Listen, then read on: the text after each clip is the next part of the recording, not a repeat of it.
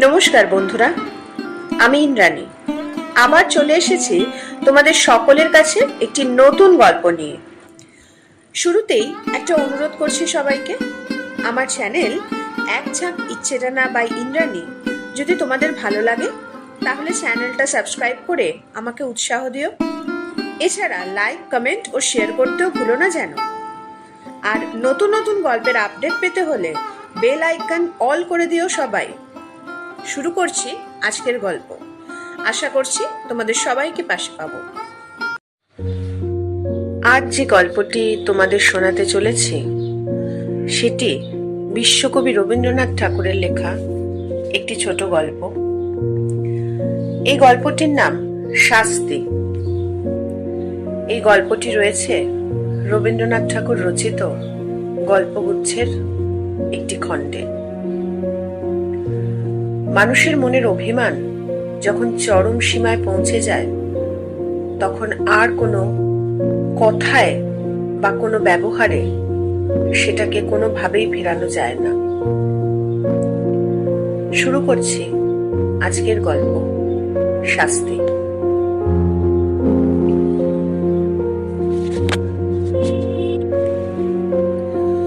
দুঃখীরাম রুই এবং ছিদাম রুই দুই ভাই সকালে যখন দা হাতে লইয়া জন খাটিতে বাহির হইল তখন তাহাদের দুই স্ত্রীর মধ্যে বকাবকি চেঁচামেচি চলিতেছে। কিন্তু প্রকৃতির অন্যান্য নানাবিধ নিত্য কলরবের ন্যায় এই কলহ কোলাহল পাড়া শুদ্ধ লোকের অভ্যাস হইয়া গেছে। তীব্র কণ্ঠস্বর শুনিবা মাত্র লোকে পরস্পরকে বলে, ওই রে বাঁধিয়া গিয়াছে। অর্থাৎ যেমনটি আশা করা যায় ঠিক তেমনটিই ঘটিয়াছে। আজও স্বভাবের নিয়মের কোন রূপ ব্যত্যয় হয় নাই। প্রভাতে পূর্ব দিকে সূর্য উঠিলে যেমন কেহ তাহার কারণ জিজ্ঞাসা করে না, তেমনি এই কুড়িদের বাড়িতে দুই জায়ের মধ্যে যখন একটা হৈ হৈ পড়িয়া যায় তখন তাহার কারণ নির্ণয়ের জন্য কাহারও কোন রূপ কৌতূহলের উদ্রেক হয় না।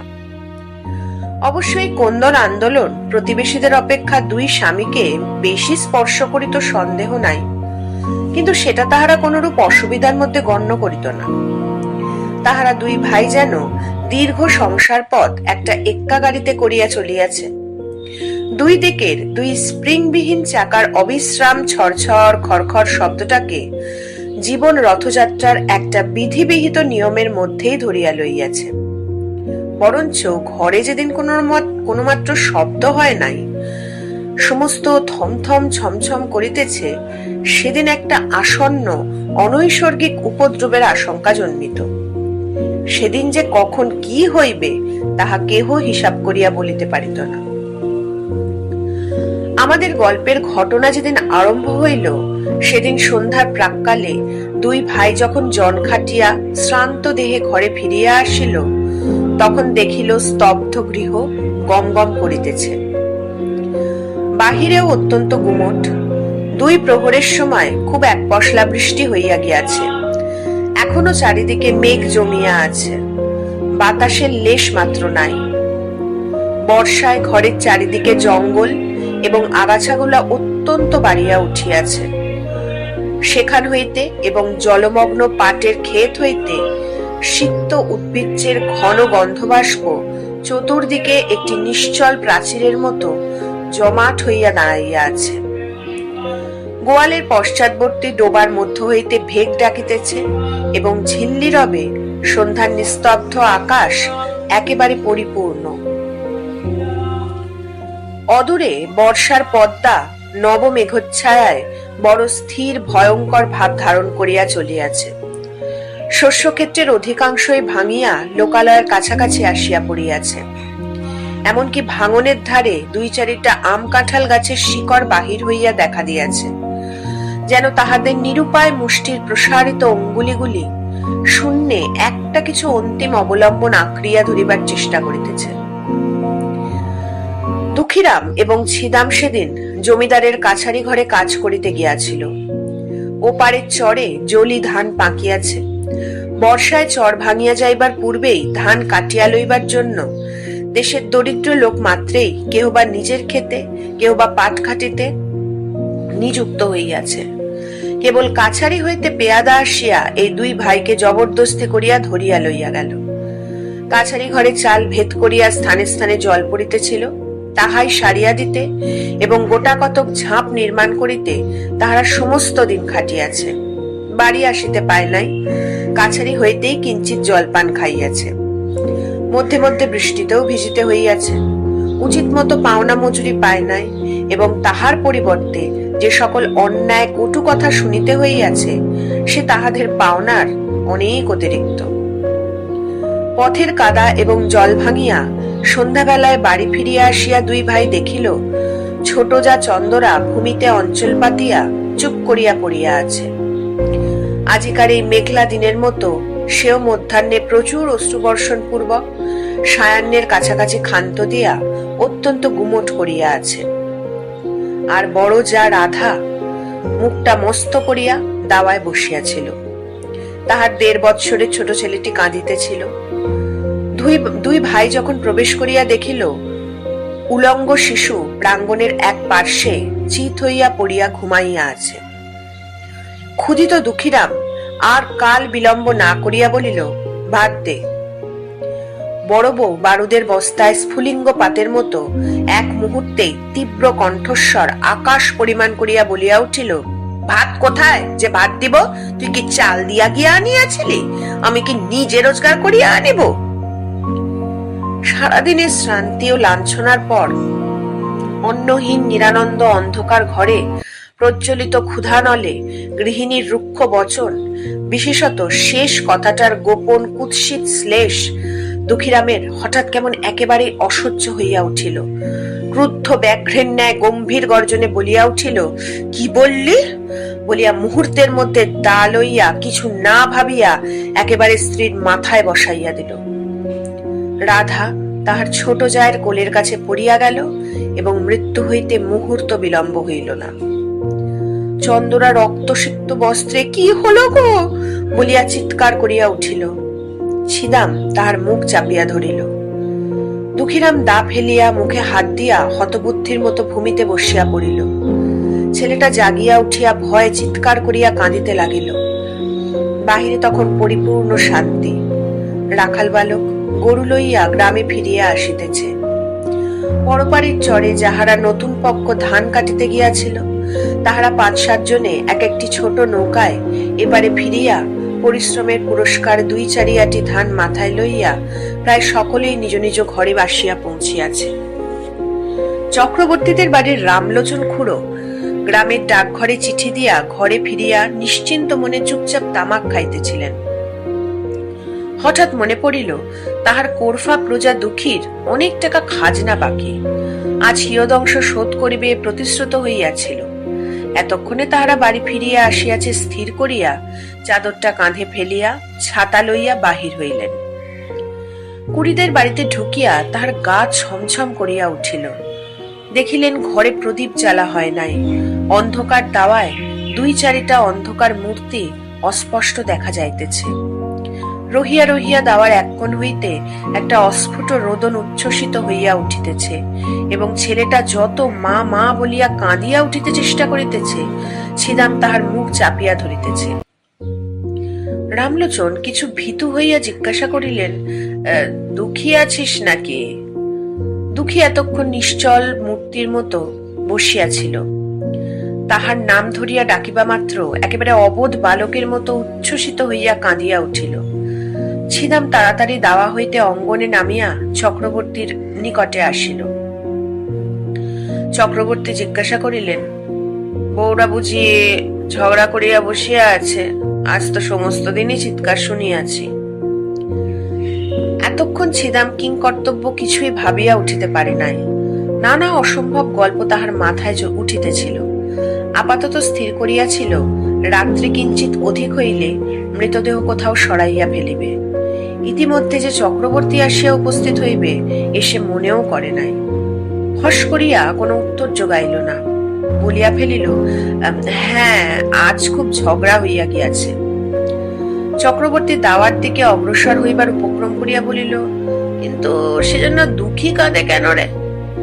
ছিদাম দেখিল আর রক্ষা হয় না। হঠাৎ বলিয়া ফেলিল, ঝগড়া করিয়া ছোট বউ বড় বউয়ের মাথায় এক দায়ের কোপ বসাইয়া দিয়াছে। উপস্থিত বিপদ ছাড়া যে আর কোনো বিপদ থাকিতে পারে এ কথা সহজে মনে হয় না। ছিদাম তখন ভাবিতেছিল ভীষণ সত্যের হাত হইতে কি করিয়া রক্ষা পাইব। মিথ্যা যে তদপেক্ষা ভীষণ হইতে পারে তাহা তাহার জ্ঞান হইল না। রামলোচনের প্রশ্ন শুনিবা মাত্র তাহার মাথায় তৎক্ষণাৎ একটা উত্তর জোগাইল এবং তৎক্ষণাৎ বলিয়া ফেলিল। রামলোচন চমকিয়া উঠিয়া কহিল, বলিস কি, মরে নাই তো? ছিদাম কহিল, মরিয়াছে বলিয়া চক্রবর্তীর পা জড়াইয়া ধরিল। চক্রবর্তী পালাইবার পথ পায় না। ভাবিল, রাম রাম, সন্ধেবেলায় কি বিপদে পড়িলাম। আদালতে সাক্ষ্য দিতে দিতেই প্রাণ বাহির হইয়া পড়িবে। ছিদাম কিছুতেই তাহার পা ছাড়িল না। কহিল, দাদা ঠাকুর, এখন আমার বউকে বাঁচাইবার কি উপায় করি? মামলা মোকদ্দমার পরামর্শে রামলোচন সমস্ত গ্রামের প্রধানমন্ত্রী ছিলেন। তিনি একটু ভাবিয়া বলিলেন, দেখ, ইহার এক উপায় আছে। তুই এখনই থানায় ছুটিয়া যা। বলগে, তোর বড় ভাই দুঃখী সন্ধ্যাবেলায় ঘরে আসিয়া ভাত চাইয়াছিল। ভাত প্রস্তুত ছিল না বলিয়া স্ত্রীর মাথায় দা বসাইয়া দিয়াছে। আমি নিশ্চয় বলিতেছি, এ কথা বলিলে ছুরিটা বাজিয়া যাইবে। ছিদামের কণ্ঠ শুষ্ক হইয়া আসিল। উঠিয়া কহিল, ঠাকুর, বউ গেলে বউ পাইব, কিন্তু আমার ভাই ফাঁসি গেলে আর তো ভাই পাইব না। কিন্তু যখন নিজের স্ত্রীর নামে দোষারোপ করিয়াছিল তখন এ সকল কথা ভাবে নাই। তাড়াতাড়িতে একটা কাজ করিয়া ফেলিয়াছে এবং আলতোভাবে আপনার মন নিজের পক্ষে যুক্তি ও প্রবোধ সঞ্চয় করিতেছে।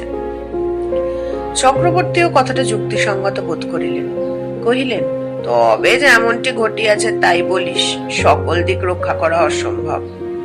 বলিয়া রামলোচন অবিলম্বে প্রস্থান করিল এবং দেখিতে দেখিতে গ্রামে রাষ্ট্র হইল যে পুরীদের বাড়ির চন্দরা রাগারাগি করিয়া তাহার বড় জায়ের মাথায় দা বসাইয়া দিয়াছে। বাঁধ ভাঙিলে যেমন জল আসে, গ্রামের মধ্যে তেমনি হু হু শব্দে পুলিশ আসিয়া পড়িল। অপরাধী এবং নিরপরাধী সকলেই বিষম উদ্বিগ্ন হইয়া উঠিল। ছিদাম ভাবিল, যে পথ কাটিয়া ফেলিয়াছে সেই পথেই চলিতে হইবে। সে চক্রবর্তীর কাছে নিজ মুখে এক কথা বলিয়া ফেলিয়াছে, সে কথা গাঁ শুদ্ধ রাষ্ট্র হইয়া পড়িয়াছে। এখন আবার আর একটা কিছু প্রকাশ হইয়া পড়িলে কি জানি কি হইতে কি হইয়া পড়িবে সে নিজেই কিছু ভাবিয়া পাইল না। মনে করিল, কোনো মতে সে কথাটা রক্ষা করিয়া তাহার সহিত আর 5টা গল্প জুড়িয়া স্ত্রীকে রক্ষা করা ছাড়া আর কোনো পথ নাই। ছিদাম তাহার স্ত্রী চন্দরাকে অপরাধ নিজ স্কন্ধে লইবার জন্য অনুরোধ করিল। সে তো একেবারে বজ্রাহত হইয়া গেল।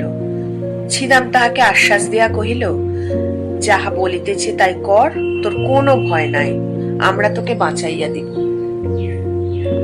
আশ্বাস দিল বটে, কিন্তু গলা শুকাইল, মুখ পাংশু বর্ণ হইয়া গেল।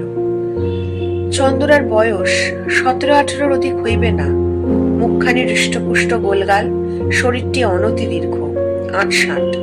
সুস্থ সবল অঙ্গ প্রত্যঙ্গের মধ্যে এমন একটি সৌষ্ঠব আছে যে চলিতে ফিরিতে নড়িতে চড়িতে দেহের কোথাও যেন কিছু বাঁধে না। একখানি নূতন তৈরি নৌকার মতো, বেশ ছোট এবং সুডল, অত্যন্ত সহজে সরে এবং তাহার কোথাও কোনো গ্রন্থি শিথিল হইয়া যায় নাই। পৃথিবীর সকল বিষয় তাহার একটা কৌতুক এবং কৌতূহল আছে। পাড়ায় গল্প করিতে যাইতে ভালোবাসে এবং কুম্ভকক্ষে ঘাটে যাইতে আসিতে 2 অঙ্গুলি দিয়া ঈষৎ ঘোমটা ফাঁক করিয়া উজ্জ্বল চঞ্চল ঘনকৃষ্ণ চোখ দুটি দিয়া পথের মধ্যে দর্শনযোগ্য যাহা কিছু সমস্ত দেখিয়া লয়। বড় বউ ছিল ঠিক ইহার উল্টো, অত্যন্ত এলোমেলো ঢিলে ঢালা অগোছালো। মাথার কাপড়, কোলের শিশু, ঘরকন্নার কাজ কিছুই সে সামলাইতে পারিত না। হাতে বিশেষ একটা কিছু কাজও নাই, অথচ কোনো কালে যেন সে অবসর করিয়া উঠিতে পারে না। ছোট যা তাহাকে অধিক কিছু কথা বলিত না, মৃদুস্বরে 2-1টা তীক্ষ্ণ দংশন করিত, আর সে হাউ হাউ দাউ দাউ করিয়া রাগিয়া বকিয়া ঝুঁকিয়া সারা হইত এবং পাড়া শুদ্ধ অস্থির করিয়া তুলিত। এই দুই জুড়ি স্বামী স্ত্রীর মধ্যেও স্বভাবের একটা আশ্চর্য ঐক্য ছিল। দুঃখীরাম মানুষটা কিছু বৃহদায়তনের, হাড়গুলা খুব চওড়া, নাসিকা খর্ব, দুটি চক্ষু এই দৃশ্যমান সংসারকে যেন ভালো করিয়া বোঝে না, অথচ ইহাকে কোনরূপ প্রশ্ন করিতেও চায় না। এমন নিরীহ অথচ ভীষণ, এমন সবল অথচ নিরুপায় মানুষ অতি দুর্লভ। আর ছিদামকে একখানি চকচকে কালো পাথরে কে যেন বহু যত্নে কুঁদিয়া গড়িয়া তুলিয়াছে, লেশমাত্র বাহুল্য বর্জিত, এবং কোথাও যেন কিছু টোল খায় নাই। প্রত্যেক অঙ্গটি বলের সহিত নৈপুণ্যের সহিত মিশিয়া অত্যন্ত সম্পূর্ণতা লাভ করিয়াছে। নদীর উচ্চ পার হইতে লাফাইয়া পড়ুক, লগি দিয়া নৌকা ঠেলুক, বাঁশ গাছে চড়িয়া বাছিয়া বাছিয়া কঞ্চি কাটিয়া আনুক, সকল কাজে তাহার একটি পরিমিত পরিপাট্য, একটি অবলীলাকৃত শোভা প্রকাশ পায়। বড় বড় কালো চুল তেল দিয়া কপাল হইতে যত্নে আছড়াইয়া তুলিয়া কাঁধে আনিয়া ফেলিয়াছে। বেশভূষা সাজসজ্জায় বিলক্ষণ একটু যত্ন আছে। অপর অপর গ্রামবধূদিগের সৌন্দর্যের প্রতি যদিও তাহার উদাসীন দৃষ্টি ছিল না, এবং তাহাদের চোখে আপনাকে মনোরম করিয়া তুলিবার ইচ্ছা তাহার যথেষ্ট ছিল, তবু ছিদাম তাহার যুবতী স্ত্রীকে একটু বিশেষ ভালোবাসিত। উভয় ঝগড়াও হইত, ভাবও হইত, কেউ কাহাকেও পরাস্ত করিতে পারিত না। আর একটি কারণে উভয়ের মধ্যে বন্ধন কিছু সুদৃঢ় ছিল। ছিদাম মনে করিত চন্দরা যেরূপ চটুল চঞ্চল প্রকৃতির স্ত্রীলোক, তাহাকে যথেষ্ট বিশ্বাস নাই।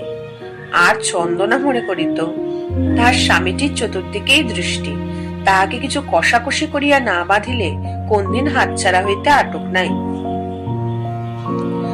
উপস্থিত ঘটনা ঘটিবার কিছুকাল পূর্ব হইতে স্ত্রী পুরুষের মধ্যে ভারী একটা গোলযোগ চলিতেছিল।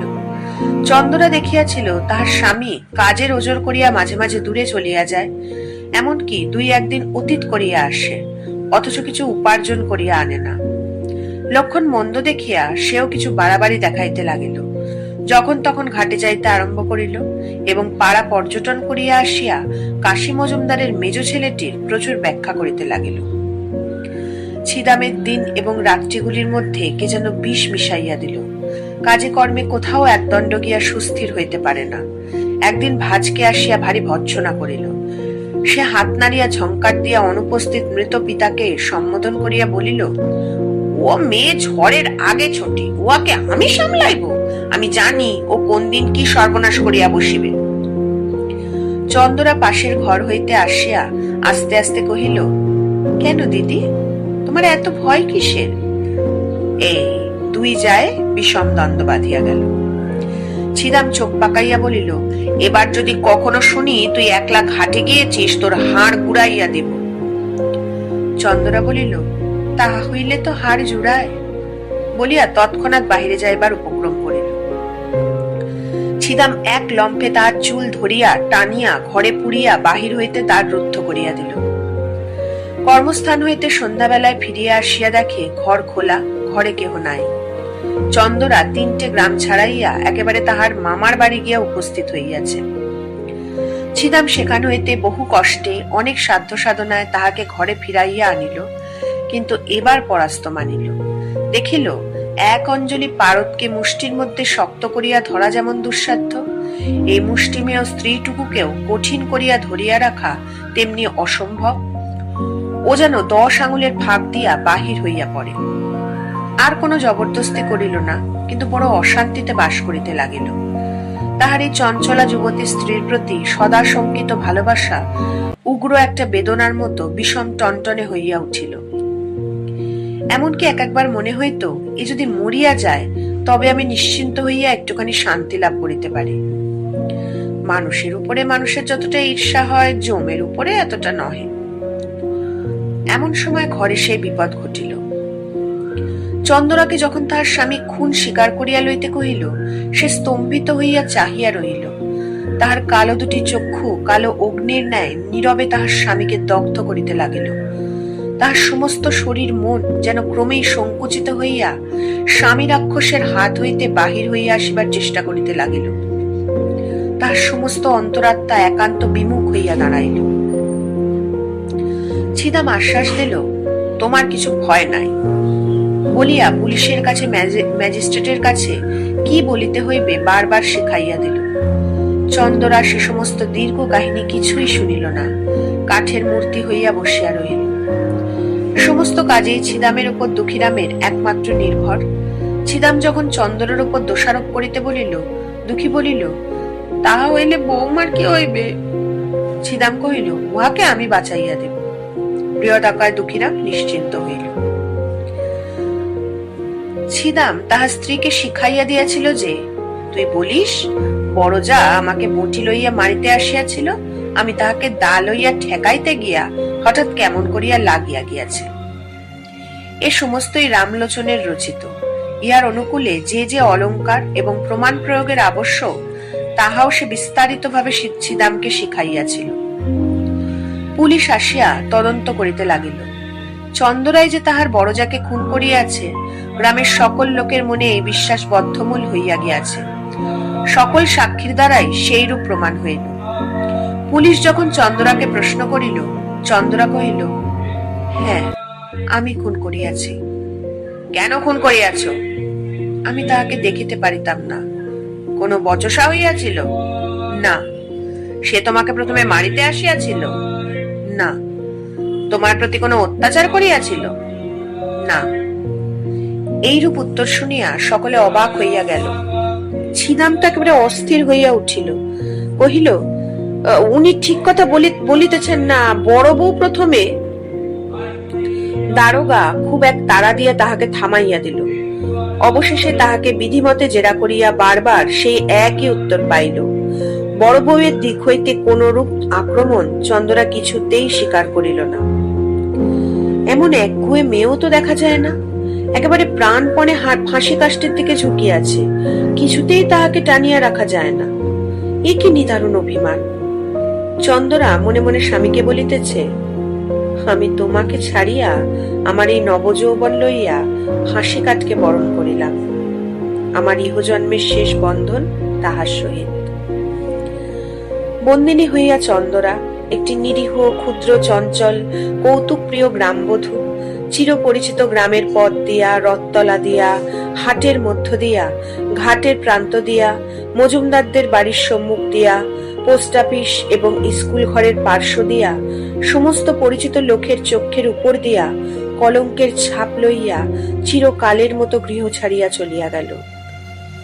এক পাল ছেলে পিছন পিছন চলিল এবং গ্রামের মেয়েরা, তাহার সইসাঙ্গাতরা, কেহ ঘোমটার ফাঁক দিয়া, কেহ দ্বারের প্রান্ত হইতে, কেহ বা গাছের আড়ালে দাঁড়াইয়া পুলিশ চালিত চন্দরাকে দেখিয়া লজ্জায়, ঘৃণায়, ভয়ে কণ্টকিত হইয়া উঠিল। ডেপুটি ম্যাজিস্ট্রেটের কাছেও চন্দরা দোষ স্বীকার করিল এবং খুনের সময় বড় বউ যে তাহার প্রতি কোনরূপ অত্যাচার করিয়াছিল তাহা প্রকাশ হইল না। কিন্তু সেদিন ছিদাম সান্ধ্যকালে আসিয়াই একেবারে কাঁদিয়া জোর হস্তে কহিল, দোহাই হুজুর, আমার স্ত্রীর কোনো দোষ নাই। হাকিম ধমক দিয়া তার উচ্ছ্বাস নিবারণ করিয়া তাহাকে প্রশ্ন করিতে লাগিলেন। সে একে একে সত্য ঘটনা প্রকাশ করিল। হাকিম তাহার কথা বিশ্বাস করিলেন না, কারণ প্রধান বিশ্বস্ত ভদ্র সাক্ষী রামলোচন কহিল, খুনের অনতি বিলম্বেই আমি ঘটনাস্থলে উপস্থিত হইয়াছিলাম। ছিদাম সাক্ষী আমার নিকট সমস্ত স্বীকার করিয়া আমার পা জড়াইয়া ধরিয়া কহিল, বউকে কি করিয়া উদ্ধার করিব, আমাকে যুক্তি দিন। আমি ভালো মন্দ কিছুই বলিলাম না। সাক্ষী আমাকে বলিল, আমি যদি বলি আমার বড় ভাই ভাত চাইয়া ভাত পায় নাই বলিয়া রাগের মাথায় স্ত্রীকে মারিয়াছে, তা হইলে সে কি রক্ষা পাইবে? আমি বলিলাম, খবরদার হারামজাদা, আদালতে এক বর্ণ মিথ্যা বলিস না, এত বড় মহাপাপান নাই, ইত্যাদি।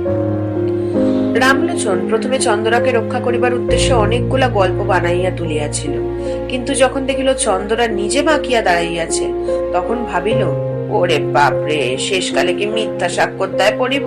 যেটুকু জানি সেইটুকু বলা ভালো। এই মনে করিয়া রামলোচন যাহা জানে তাহাই বলিল, বরঞ্চ তাহার চেয়েও কিছু বেশি বলিতে ছাড়িল না। ডেপুটি ম্যাজিস্ট্রেট সেশনে চালান দিলেন। ইতিমধ্যে চাষবাস, হাট বাজার, হাসি কান্না, পৃথিবীর সমস্ত কাজ চলিতে লাগিল এবং পূর্ব বৎসরের মতো নবীন ধান্যক্ষেত্র শ্রাবণের অবিরম বৃষ্টিধারা বর্ষিত হইতে লাগিল। পুলিশ আসামি এবং সাক্ষী লইয়া আদালতে হাজির। সম্মুখবর্তী মুন্সেফের কোর্টে বিস্তর লোক নিজ নিজ মোকদ্দমার অপেক্ষায় বসিয়া আছে। রন্ধনশালার পশ্চাৎবর্তী একটি ডোবার অংশ বিভাগ হইতে কলিকাতা হইতে এক উকিল আসিয়াছেন এবং তদুপলক্ষে বাদীর পক্ষে ৩৯ জন সাক্ষী উপস্থিত আছে। কত শত লোক আপন আপন কড়াগণ্ডা হিসাবে চুলচেরা মীমাংসা করিবার জন্য ব্যগ্র হইয়া আসিয়াছে। জগতে আপাতত তদপেক্ষা গুরুতর আর কিছুই উপস্থিত নাই, এইরূপ তাহাদের ধারণা। ছিদাম বাতায়ন হইতে এই অত্যন্ত ব্যস্ত সমস্ত প্রতিদিনের পৃথিবীর দিকে এক দৃষ্টি চাহিয়া আছে। সমস্তই স্বপ্নের মতো বোধ হইতেছে। কম্পাউন্ডের বৃহৎ বটগাছ হইতে একটি কোকিল ডাকিতেছে, তাহাদের কোনরূপ আইন আদালত নাই। চন্দরা জজের কাছে কহিল, ওগো সাহেব, এক কথা আর বারবার কতবার করিয়া বলিব? জজ সাহেব তাহাকে বুঝাইয়া বলিলেন, তুমি যে অপরাধ স্বীকার করিতেছ তাহার শাস্তি কি জানো? চন্দরা কহিল, না। জজ সাহেব কহিলেন, তাহার শাস্তি ফাঁসি। চন্দরা কহিল, ওগো, তোমার পায়ে পড়ি, তাই দাও না সাহেব, তোমাদের যাহা খুশি করো, আমার তো আর সহ্য হয় না। যখন ছিদামকে আদালতে উপস্থিত করিল, চন্দরা মুখ ফিরাইল। জজ কহিলেন, সাক্ষীর দিকে চাইয়া বলো, এ তোমার কে হয়? চন্দরা দুই হাতে মুখ ঢাকিয়া কহিল, ও আমার স্বামী হয়। ও তোমাকে ভালোবাসে না? উফ, বাড়ি ভালোবাসে। তুমি ওকে ভালোবাসো না? খুব ভালোবাসি। ছিদামকে যখন প্রশ্ন হইল, ছিদাম কহিল, আমি খুন করিয়াছি। কেন? ভাত চাইয়াছিলাম, বড় বউ ভাত দেয় নাই।